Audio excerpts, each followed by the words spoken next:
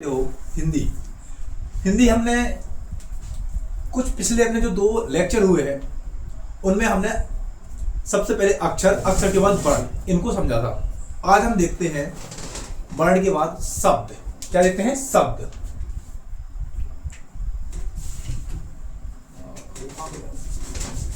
आज हम देखते हैं शब्द। शब्द क्या होता है? शब्द होता है दो या दो से अधिक वर्णों का सार्थक मेल। शब्द कहलाता है। क्या होता है? दो या दो से अधिक वर्णों का सार्थक मेल, ये होता है शब्द। मतलब शब्द में कम से कम वर्ण होना चाहिए, वो दो तो होने ही चाहिए। दो वर्ण हो और उसका एक सार्थक अर्थ निकलता हो, उसे हम शब्द कहते हैं। ठीक है।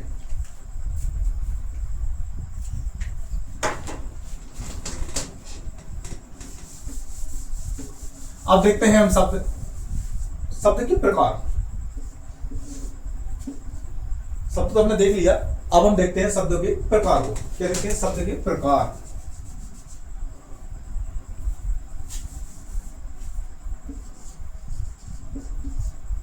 प्रकार। शब्द के दो प्रकार होते हैं।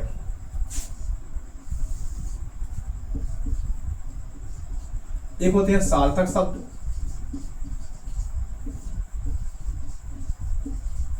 और दूसरे होते हैं निरर्थक शब्द।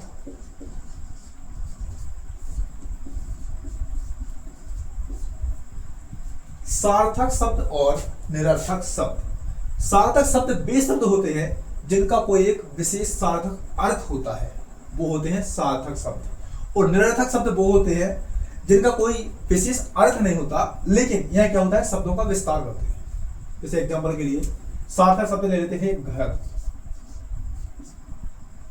ठीक है, कपड़ा। तो ये हो गया सार्थक शब्द। और घर के साथ हम निरर्थक में देखते हैं, आपने देखा होगा नॉर्मली ये बोलचाल में आता है ऐसा, घर बार, कपड़ा लगता। तो ये घर और घर के साथ जो वार होता है ना, इसका कोई विशेष अर्थ नहीं होता, इसलिए ये निरर्थक शब्दों के अंतर्गत आता है। ठीक है। कपड़ा, लगता, तो इसमें कपड़ा का अर्थ तो होता है, लेकिन लगता का कोई विशेष अर्थ नहीं होता, इसलिए यह भी क्या है? निरर्थक शब्द के अंतर्गत आता है। ठीक है। इस प्रकार से हमने शब्दों के प्रकारों को यहां पर देखा है।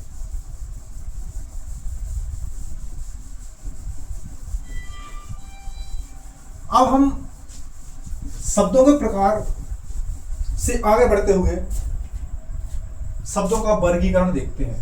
क्या क्या शब्द होते क्या है, कितने भागों में वर्गीकृत किया जा सकता है। वर्गीकरण।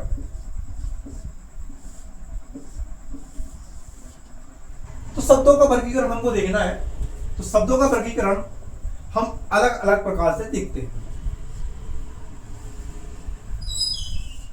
ठीक है। सबसे पहले देखते हैं हम उत्पत्ति के आधार पर या व्युत्पत्ति के आधार पर, और या फिर रचना के आधार पर।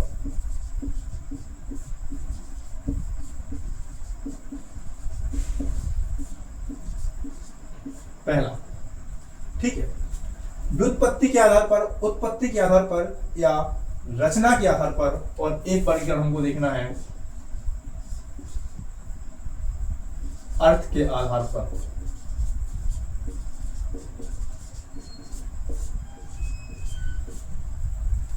व्युत्पत्ति के आधार पर, उत्पत्ति के आधार पर या रचना के आधार पर एक देखना है अर्थ के आधार पर, और एक देखना है हमको शब्द का वर्गीकरण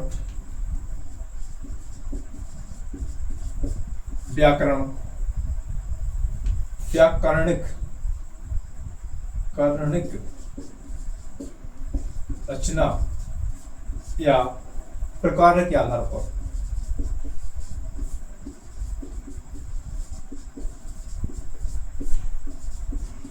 ठीक है। तो ये 3 तो देखते हैं, एक और है इसमें, उत्पत्ति, व्युत्पत्ति, रचना, व्याकरण और अर्थ के आधार पर। तो हम देखते हैं, चौथा वाला भी देख लेंगे अभी।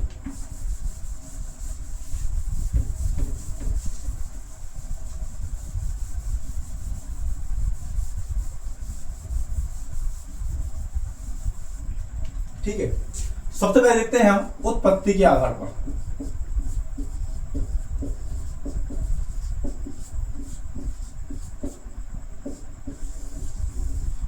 उत्पत्ति के आधार पर शब्द 3 प्रकार के होते हैं। ठीक है, सबसे पहले देखना है हमको उत्पत्ति के आधार पर शब्द। एक होते हैं रूढ़ि शब्द, एक होते हैं यौगिक शब्द,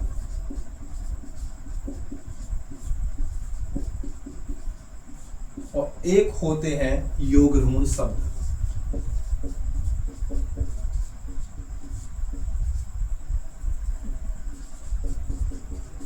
ठीक है, तो हम देखते हैं सबसे पहले रूढ़ि शब्द। अब रूढ़ि शब्द क्या होता है? ठीक है, तो हम देखते हैं उत्पत्ति के आधार पर शब्दों के प्रकार। ठीक है, तो उत्पत्ति के आधार पर शब्दों के प्रकार में हमने बताया सबसे पहले रूढ़ि शब्द। कौन सा? रूढ़ि शब्द। दूसरा बताया यौगिक शब्द, और तीसरा बताया योग ऋण शब्द। ठीक है, देखते हैं। तो रूढ़ि शब्द क्या होते हैं? रूढ़ि शब्द वे होते हैं जो ऐसे शब्द, यौगिक में क्या होता है कि शब्द जो होते हैं ना वो योग क्या है? मूल शब्द योग से बना है। तो मूल का योग का अर्थ होता है किसी चीज को जोड़ना, अर्थात इसके अंतर्गत वे शब्द आते हैं जो लगभग कम से कम 2 शब्दों से मिलकर बने होते हैं, लेकिन यदि उनको तोड़ दिया जाए तो ये अपना अर्थ नहीं खोते हैं। और रूढ़ि शब्द के अंतर्गत जो शब्द आते हैं उनको यदि तोड़ दिया जाए तो वो अपना अर्थ खो देते हैं। तो रूढ़ि और योग रूढ़ि ये लगभग एक से होते हैं। इनमें कुछ समानता पाई जाती है। क्या समानता पाई जाती है? कि जो रूढ़ि शब्द होते हैं ना, तो रूढ़ि शब्दों को यदि हम तोड़ दें तो ये क्या है? अपना अर्थ खो देती है, ये भी खो देती हैं। लेकिन शब्द समस्या ये है कि योग रूढ़ि जो शब्द है और रूढ़ि जो शब्द है वो योग रूढ़ि जो शब्द है। तो रूढ़ि शब्द एक शब्द होता है और इसमें 2 शब्द होते हैं, लेकिन ये 2 शब्द होने के बाद भी अपना अर्थ खो देते हैं, इसलिए इन्हें योग रूढ़ि के अंदर रखा जाता है। और ये इनमें सिर्फ एक ही अर्थ होता है। ठीक है, जैसे मैं आपको एग्जाम्पल के द्वारा समझाने का प्रयास करता हूं। अब रूढ़ि शब्द में आ जाता है घर, लिया था हमने घर। ठीक है, अब घर में यदि हम इसको तोड़ दें तो घा और रा अलग हो जाते हैं, तो इसका कोई विशेष मतलब नहीं निकलता। ठीक है, ये हो गया। अब हम ये है घर, दूसरा ले लो पूजा। ठीक है, तो इसमें पू और जा, अगर इसको अलग कर दें तो इसका कोई विशेष अर्थ नहीं निकलता है। अब यौगिक शब्द है पूजा घर, पूजा घर। ठीक है, तो यदि हम यौगिक शब्द में पूजा को अलग कर दें और घर को अलग कर दें तो इन दोनों शब्दों के अपने अर्थ होते हैं। ठीक है, ये हो गया। अब है इसके अंतर्गत योग ऋण। तो योग ऋण के अंतर्गत एक शब्द आता है पीतांबर। ठीक है, पीतांबर। तो पीतांबर के अंतर्गत आ रहे हैं पीत प्लस अंबर। अब इसमें पीत का कोई विशेष अर्थ नहीं होता है, क्योंकि ये योग ऋण शब्द है, इसलिए ये 2 शब्दों से मिलकर बना है। योग ऋण शब्द क्या है? 2 शब्दों से मिलकर बना है, लेकिन यदि इनको अलग कर दिया जाए तो अपना अर्थ खो देते हैं, तो योग ऋण शब्द होता है। ठीक है, तो हमने देखा उत्पत्ति के आधार पर शब्दों का वर्गीकरण।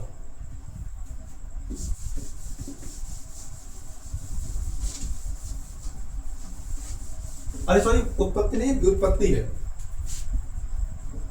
व्युत्पत्ति के आधार पर, व्युत्पत्ति या रचना के आधार पर, मैंने ध्यान नहीं दिया, उसको उत्पत्ति लिखा था वहां पर।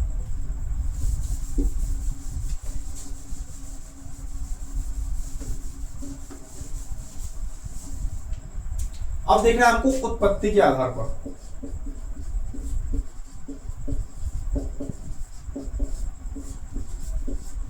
उत्पत्ति के आधार पर शब्दों का वर्गीकरण।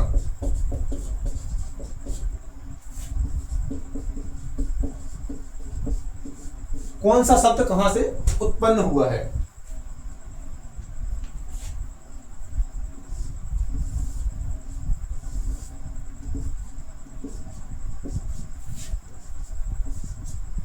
इसमें एक आते हैं देशी शब्द, एक आते हैं विदेशी शब्द, एक आते हैं संकर शब्द, एक आते हैं तत्सम, एक आते हैं तद्भव। ठीक है, तो उत्पत्ति के आधार पर शब्द 5 प्रकार के हमको देखना है। ये संकर लिखा है, संकर तो नहीं लिखा है, संकर थोड़ा राइटिंग के साथ कॉम्प्रोमाइज करना पड़ेगा आपको। ठीक है, अब हम इनको अलग अलग देखते हैं।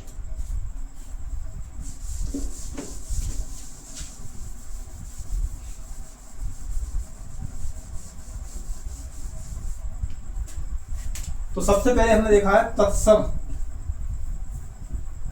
तत्सम देख लो।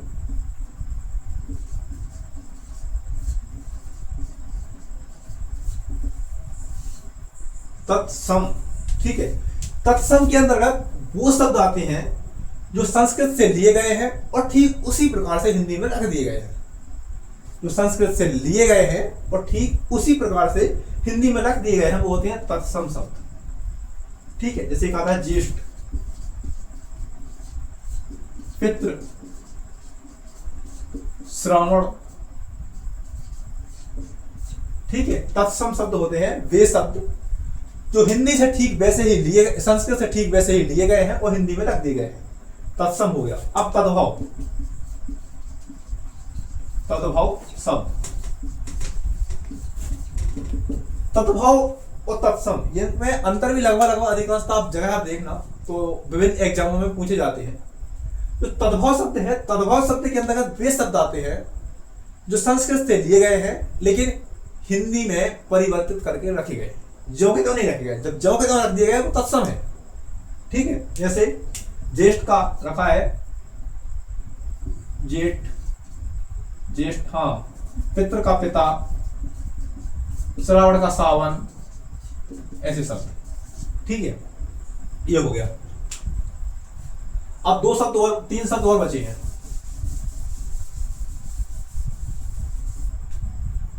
अब 3 शब्द में सबसे पहला शब्द बचा है, एक बचा है देशज शब्द, दूसरा बचा है विदेशज या विदेशी, और एक बचा है संकर शब्द।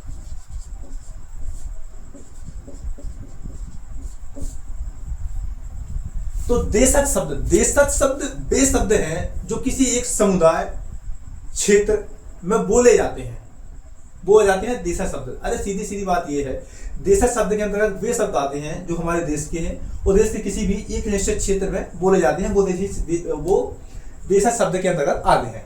जैसे बुंदेलखंड में कुछ शब्द बोले जाते हैं, आपने भी देखा ही होगा, लोटा।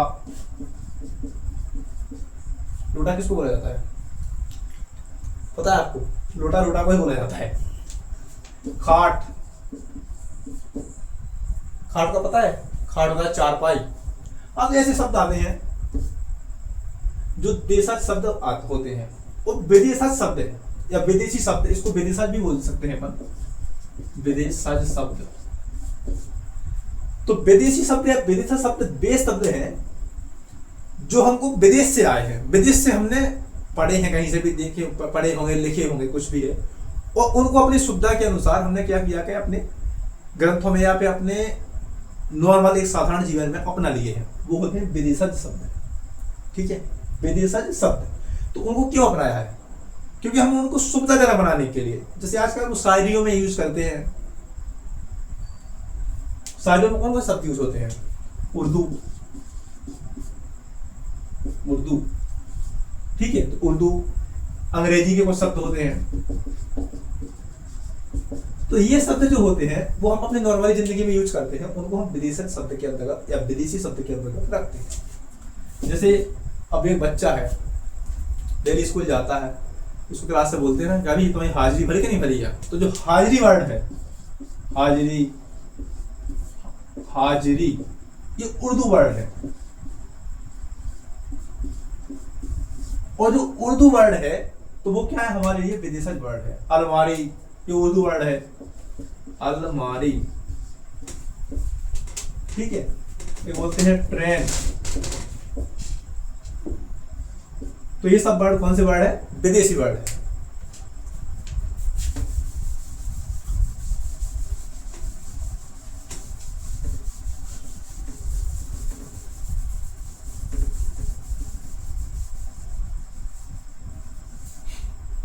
अब तीसरा वर्ड रह गया भाई संकर वर्ड।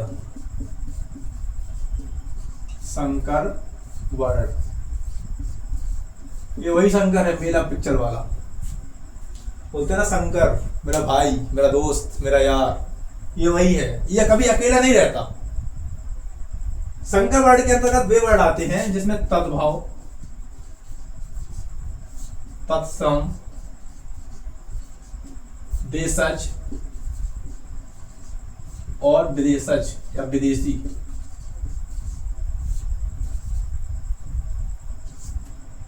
तद्भाव, तत्सम, देशज या विदेशी, ये वर्ड क्या होते हैं?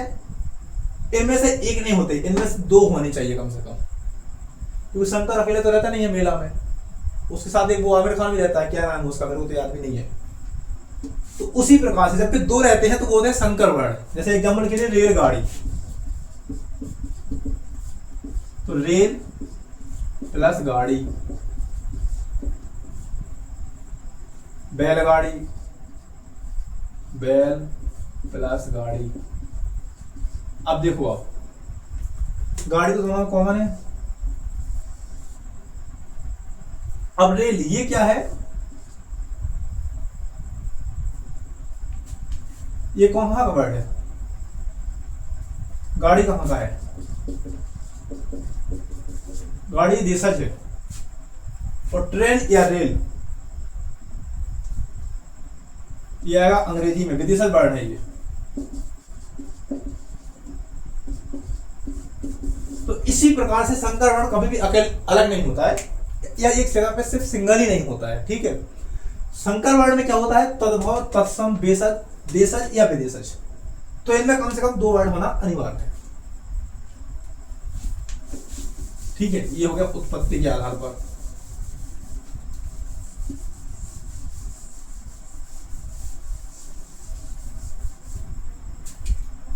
अब देखते हैं हम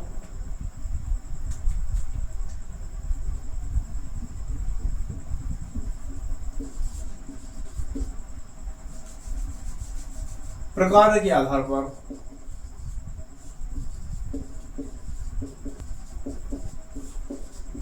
या व्याकरणिक रचना।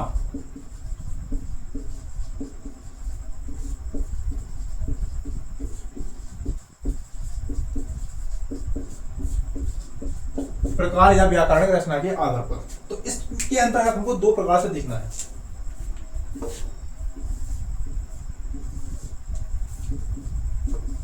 विकारी, अविकारी, या विकार और अविकार शब्द।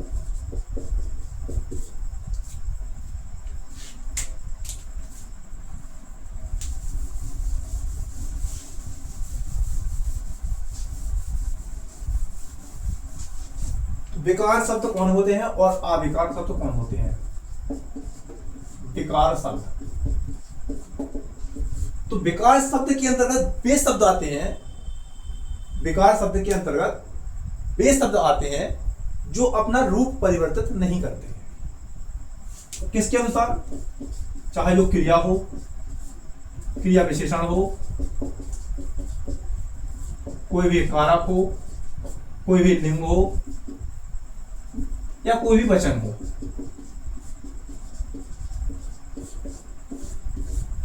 इनके अनुसार जो विकार शब्द होते हैं या विकारी शब्द होते हैं वो क्या अपना रूप परिवर्तित नहीं करते। जैसे एग्जांपल देता हूं मैं, उदाहरण,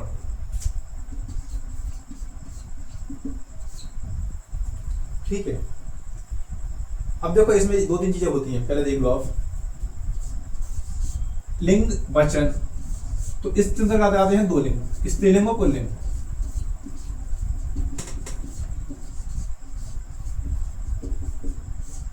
ठीक है। वचन, एक वचन आएगा इसके अंतर्गत या बहुवचन आएगा, ठीक है, वचन हो गया। और क्रिया विशेषण, हाँ जो मेरे को मेन बताना था, क्रिया विशेषण। क्रिया विशेषण वो होते हैं जिसमें क्रिया की विशेषता बताई जाती है, और वो विशेषता होती है ना, वो हमेशा क्रिया से आगे लगाई जाती है। जैसे एग्जांपल के लिए उदाहरण है कि राम दौड़ता है, तो राम दौड़ता है, इसमें राम क्या हो गया? सब्जेक्ट।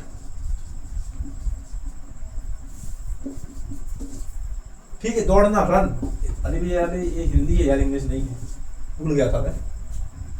तो दौड़ना रन, तो ये क्या है? क्रिया है। जो क्रिया होगी उसकी जो क्रिया विशेषता है, तो विशेषता, क्योंकि क्रिया विशेषण का नियम होता है कि जो क्रिया की विशेषता होती है वो क्रिया के आगे आती है। तो तेज, राम तेज दौड़ता है, तो ये विशेषता हमेशा क्रिया के आगे आएगी, तो ये क्रिया के विशेषण आएगा। ठीक है, और कारक तो आपको पता ही है, कारक को इंग्लिश में क्लॉज भी कहते हैं।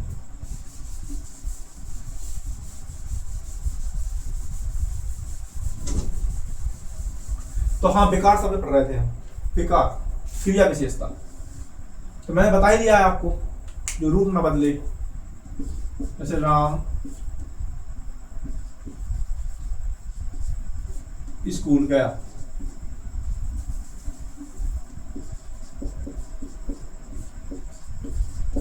कुछ भी है। तो ये जब अपना रूप ना बदले किसी भी प्रकार से, तो उस प्रकार से ही विकार शब्द आता है। मैंने आपको अभी एग्जांपल पहले ही समझा ही दिया है।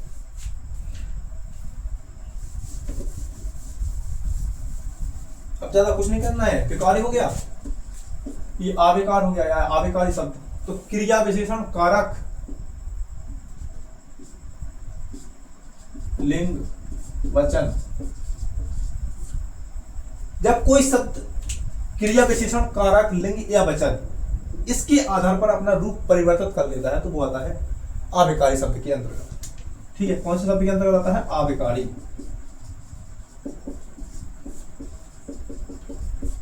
शब्द के अंतर्गत आता है। ठीक है, इसके अंतर्गत चार प्रकार से हम इसको देखते हैं। समुच्चय बोधक,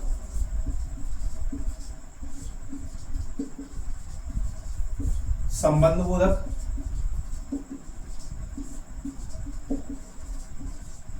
एक आता है विस्मयादि बोधक,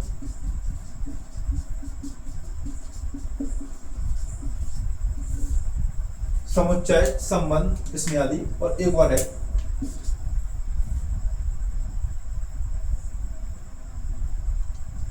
बताता हूं मैं थोड़ी देर।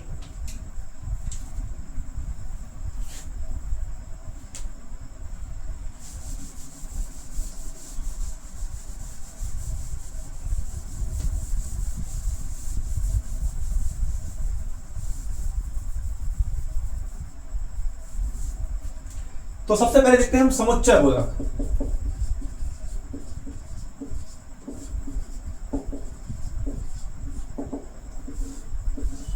ये क्या है? इसके अंतर्गत शब्दों, ऐसे शब्द आते हैं, इसको योजक भी बोलते हैं। इसके अंतर्गत सभी योजक शब्दों को शामिल किया जाता है।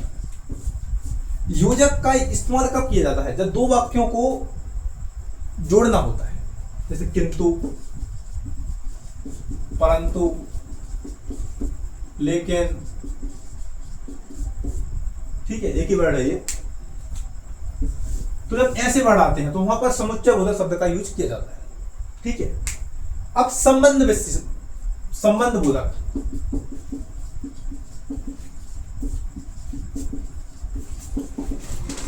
संबंध बोधक के अंतर्गत, संबंध बोधक के अंतर्गत उन शब्दों को शामिल किया जाता है जिनके अंदर एक शब्द का दूसरे शब्द से संबंध बताया जाता है, जैसे और, या, ऐसे वर्ड होते हैं। इजी कर दो। ठीक है, तो ये संबंध बोधक हो गया। एक आता है विस्मयादि बोधक।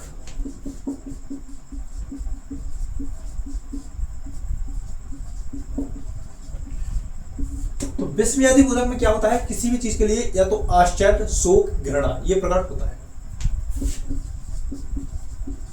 आश्चर्य, शोक या घृणा ये क्या होता है? प्रकट होता है। और हाँ, इसका जो चिन्ह होता है विस्मयादि बोधक का, वो होता है ऐसा,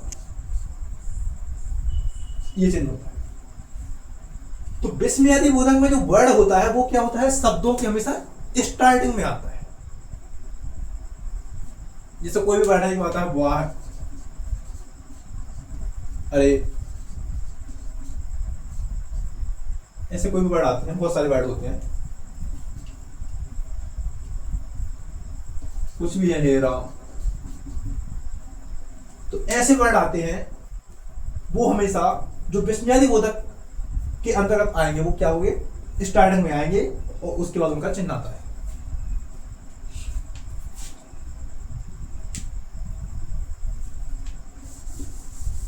ठीक है। अब बचा है लास्ट, रचना के आधार पर वाक्यों के प्रकार।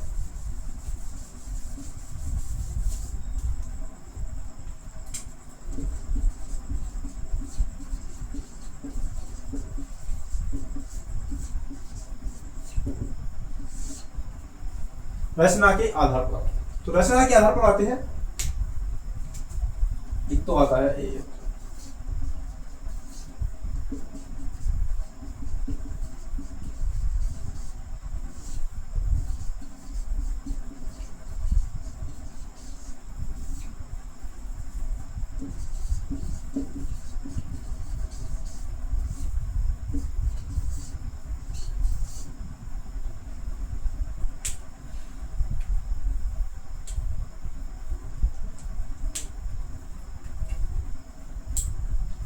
हाँ तो एक आता है विलोमार्थी, ये दो बताता हूँ। तो विलोमार्थी, विलोमार्थी शब्द के अंतर्गत वो शब्द आते हैं जो विलोम अर्थ, विलोम का अर्थ होता है उल्टा,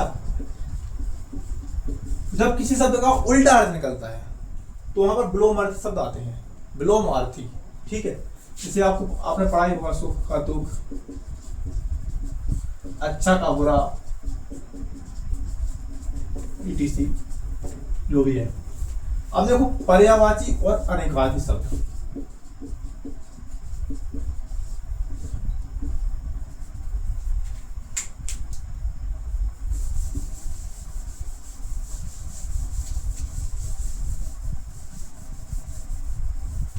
तो पर्यायवाची और अनेकार्थी, इन दोनों में अंतर होता है, बहुत सूक्ष्म डिफरेंस होता है, समझने में लोगों को काफी टाइम भी लग जाता है लेकिन समझ नहीं पाते। देखो पर्यायवाची, पर्यायवाची का मतलब क्या होता है, अनेकार्थी में होता है वो जिसके एक से अधिक अर्थ हो, वो होता है अनेकार्थी। और पर्यायवाची में होता है उसके समान, समान अर्थ प्रकट करने वाले शब्द। पर्यायवाची में समान अर्थ प्रकट होता है, अनेकार्थी में अनेक अर्थ निकलते हैं, सीधी सीधी बात यह है। ठीक है। तो अनेकार्थी, अनेकार्थी में देखते हैं जैसे उत्तर। अब अनेकार्थी में उत्तर का कितने अर्थ निकल सकते हैं, भाई किसी ने बोला उत्तर तो हम बोले हाँ ठीक है उत्तर, तो उत्तर का एक तो दिशा हो गई, भाई आपको दिमाग में आएगा ना, उसने बोला कि उत्तर, भाई कोई व्यक्ति कहाँ जा रहा है, उत्तर में जा रहा है, तो उत्तर दिशा हो गई, जवाब हो गया। ठीक है, ये हो गया। और इसमें एक मिलता है बाद में। अब आता है पर्यायवाची। तो पर्यायवाची के अंतर्गत क्या होता है, पर्यायवाची में होता है समान अर्थ प्रकट करने वाले, जैसे नदी, नदी का होता है सरिता। ठीक है, ये होता है एक ही है, जैसे पुष्प, कुसुम, सुमन, etc ये सब होते हैं। तो ये होते हैं सब।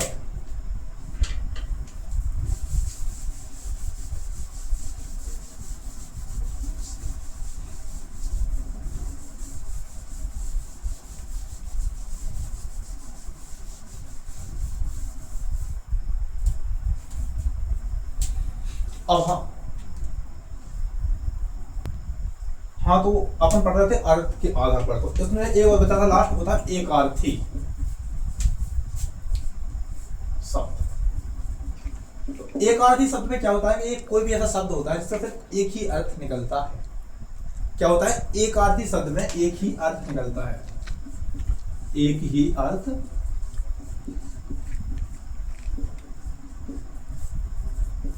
उदाहरण के लिए विष्णु,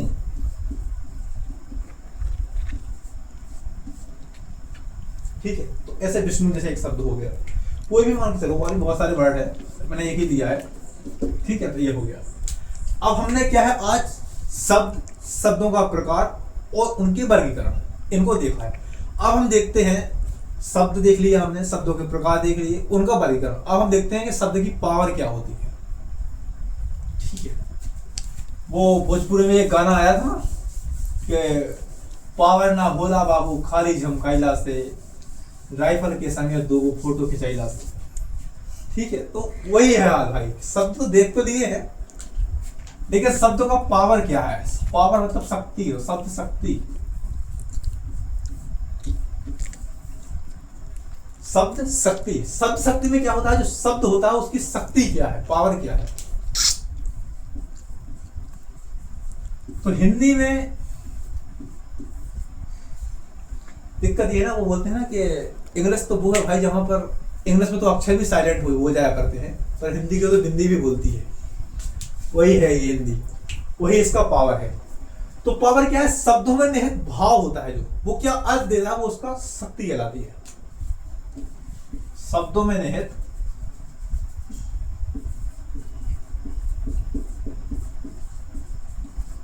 भाव,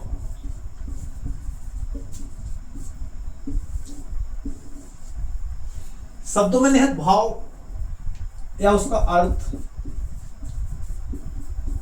क्या होता है, शब्द शक्ति कहलाती है, ठीक है। शब्दों में निहित भाव या अर्थ उसका क्या है, शब्द शक्ति कहलाती है। शब्द शक्ति होती कितने प्रकार की है,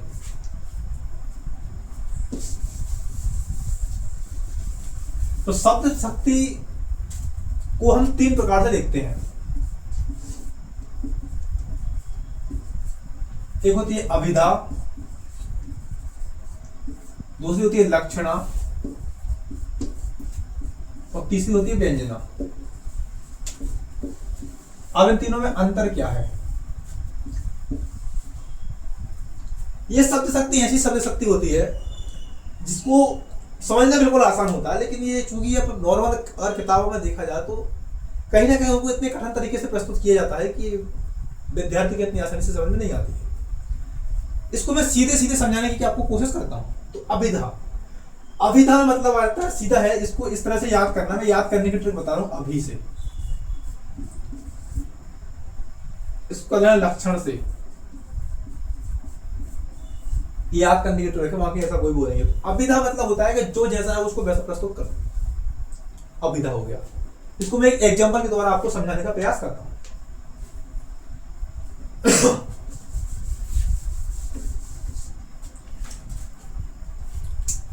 उदाहरण,